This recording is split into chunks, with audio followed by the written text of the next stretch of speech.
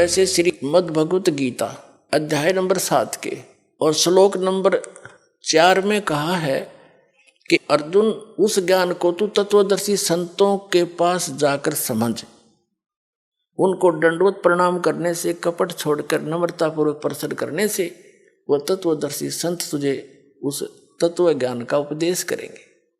वो तत्व ज्ञान है कौन सा?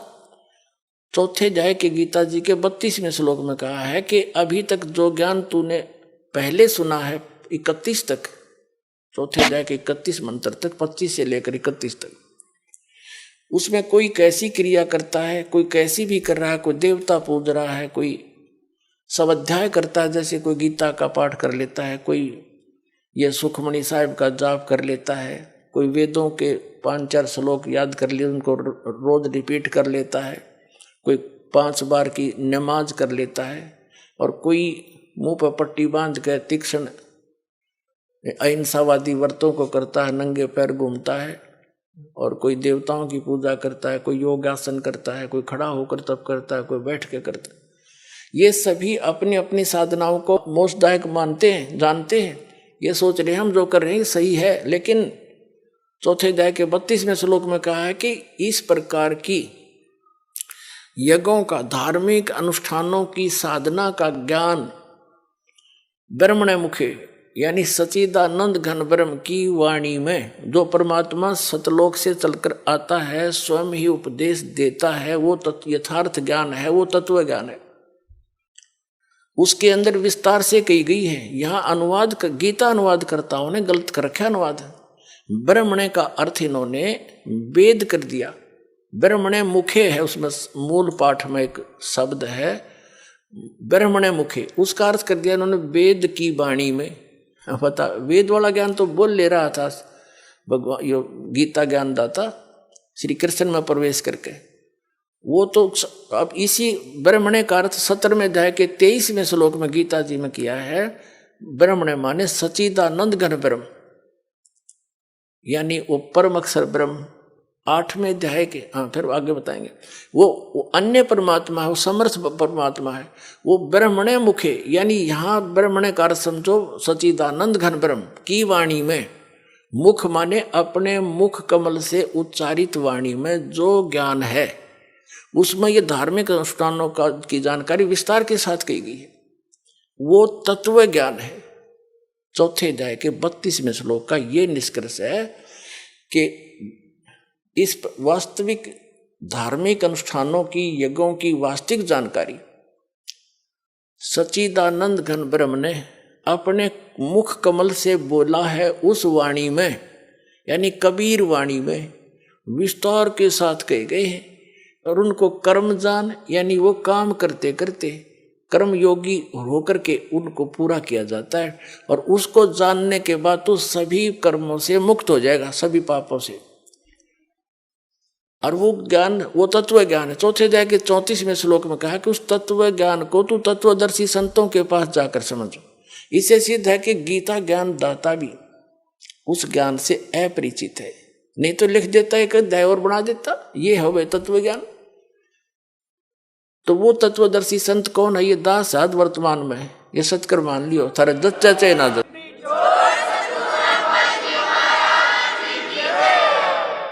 और उनको दंडवत प्रणाम करने से पूरी गीता जी में केवल उस संत को ही दंडवत प्रणाम का प्रावधान बताया है, नहीं तो 18वें अध्याय के 65वें श्लोक में अपने विषय में कहता है गीता ज्ञानदाता के माम नमस्कारु, मुझे नमस्कार कर, मुझ में मन वाला हो, मेरा भक्त बन, तो निश्चय ही मुझे ही प्राप्त होगा। अपने विषय में भी नमस्कार तक का प्रावधान बताया है इसने।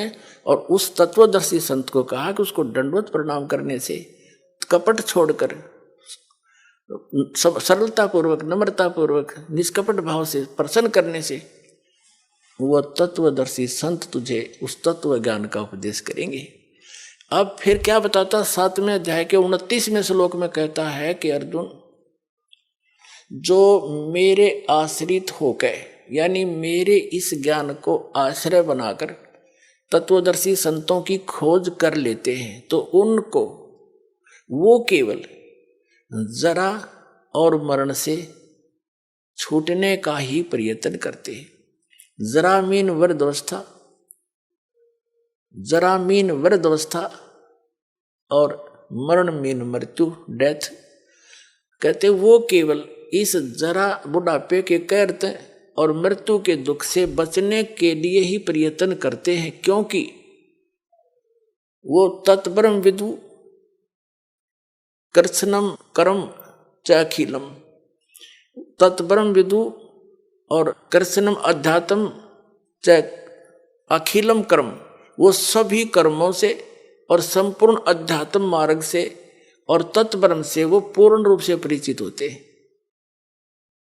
और वही केवल जरा और मरण से छूटने का प्रयत्न करते हैं। इसका सीधा सा अर्थ है कि जो साधक संसार की अन्य किसी वस्तु की इच्छा मन में नहीं लेकर के केवल अपने कल्याणार्थ यानी जरा और मरण से छूटने का जो प्रयत्न कर रहे हैं, तत्ब्रह्म विदु उस परमात्मा को जानते हैं, जान चुके हैं तत्ब्रह्म को,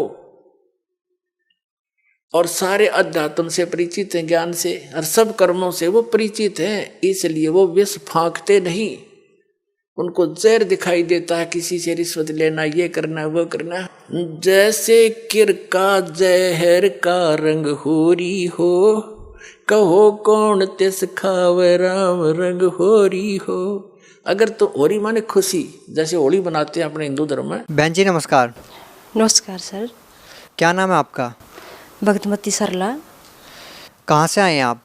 मंडी हिमाचल प्रदेश से। पाल जी महाराज से नाम दीक्षा लेने के बाद आपको क्या लाभ हुआ? बहुत लाभ मिले सर, बहुत लाभ, जिनकी हमें गिनती नहीं कर सकते। ठीक है ना सर, इतने लाभ मिले कि उस दिन से हम इतने सुखी हैं। जो हम पहले बाद में सोचते हैं वो पहले हुआ पाया जाता है। संत रामपाल जी महाराज से नाम दीक्षा क्यों लेनी चाहिए?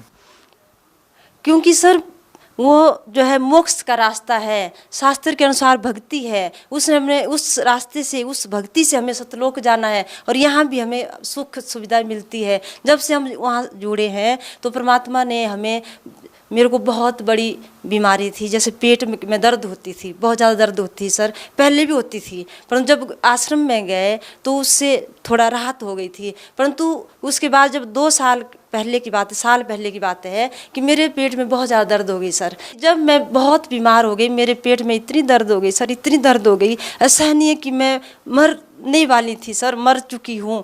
और सारे परिवार वाले जो है मेरे आसपास बैठे हैं और रात को इतनी दर्द भयानक हो गई कि सभी डर गए कि इसको क्या हो गया। मेरे को पूरी रात होश नहीं थी और जब मेरे को इतनी दर्द शुरू हो गई तो मैं गुरु जी के तस्वीर की तरफ देखती हूँ और बोलती हूँ, परमात्मा जैसा आप करेंगे वैसा ठीक है। और मेरे को पूरी रात कोई पता नहीं था कि मेरे हिसाब से तो मैं मर चुकी थी। और सुबह जब मेरे को होश आया, मैंने देखा कि परमात्मा ने आपने मेरे को बचा दिया। मेरे को एक दिन जैसे मेरे पति जो है भक्त जी है, उनके पेट में बहुत ज़्यादा दर्द हो गई सर। तो उस टाइम कौन बचाया था, किसने बचाया था उनको? परमात्मा कबीर साहब ही दर्शन देख के जो है उनको बिल्कुल जीवित कर दिया, मरे हुए को जी। और बात दूसरी ऐसी है कि हमारे घर में जैसे नया मकान बना था, उसके पीछे एक दीवार थी और 8 फुट लंबी दीवार थी सर। और हम दोनों ही 4 बजे सुबह रात को जैसे नित्यम सुबह लगाया था, तो हम भक्त जी पहले चले गए, फिर बाद में मैं भी चली गई।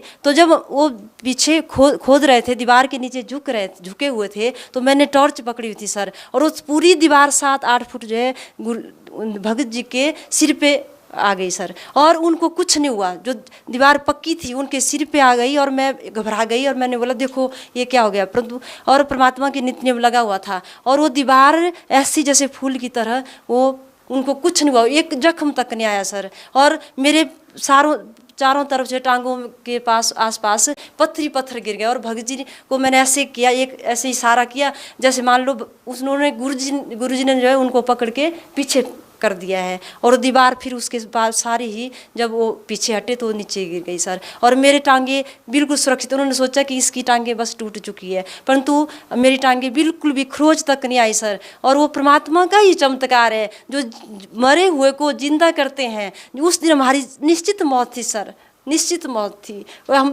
हमने निश्चित मौत हमने इतने नज़दीक से देखी सर कि हमारे आगे जो है मौत है और हमें परमात्मा ने आके बचा लिया है। वो परमात्मा है सर।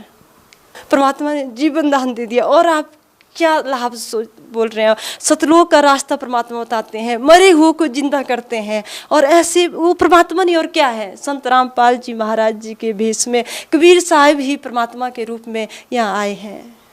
बहुत बहुत धन्यवाद। सच्चा।